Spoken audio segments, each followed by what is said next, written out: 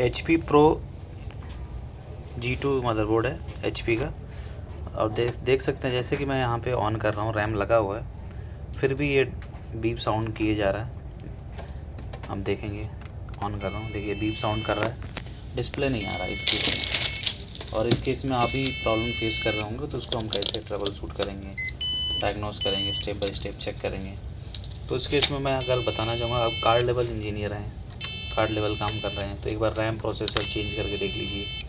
अगर आप chip level engineer हैं तो आपको क्या करना है, तो कार्ड लेवल हैं तो ज़्यादातर सीमोस बैटरी चेक कर लेंगे, कोर सप्लाई चेक कर लेंगे, ठीक है।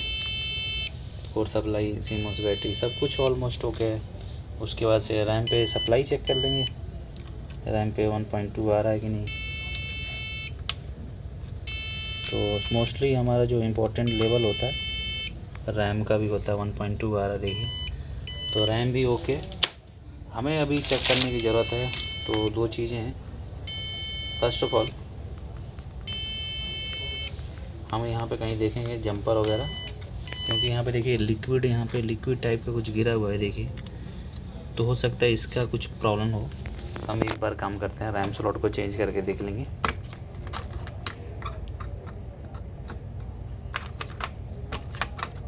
फिर नहीं होगा तो फिर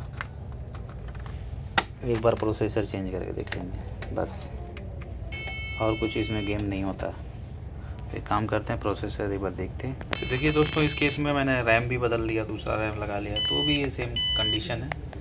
तो इसका मतलब जो है हमारा, एक बार फ्यूजेबल रेजिस्टेंस को देख सकते हैं। देखिए दोस्तों, Ryzen 5 लगा है, इसमें रीसेट की प्रॉब्लम है, रेड लाइट जल रहा है लेकिन बीप नहीं दे रहा है।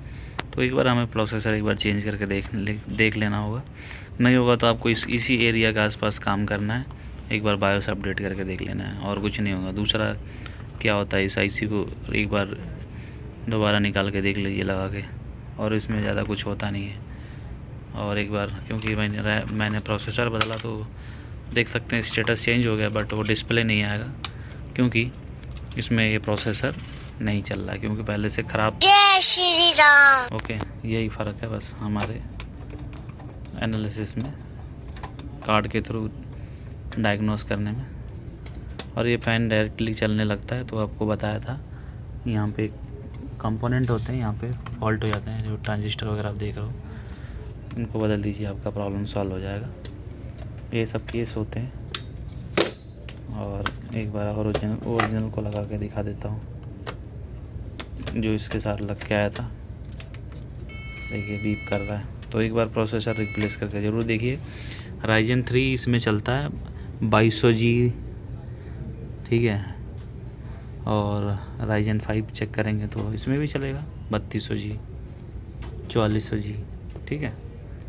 तो उम्मीद करता हूँ दोस्तों ये वीडियो अच्छा लगा होगा। डायग्नोस्टिक, मैंने अभी मेरे पास कंपोनेंट नहीं है, मैंने ट्राई किया तो मिला नहीं। Thank you.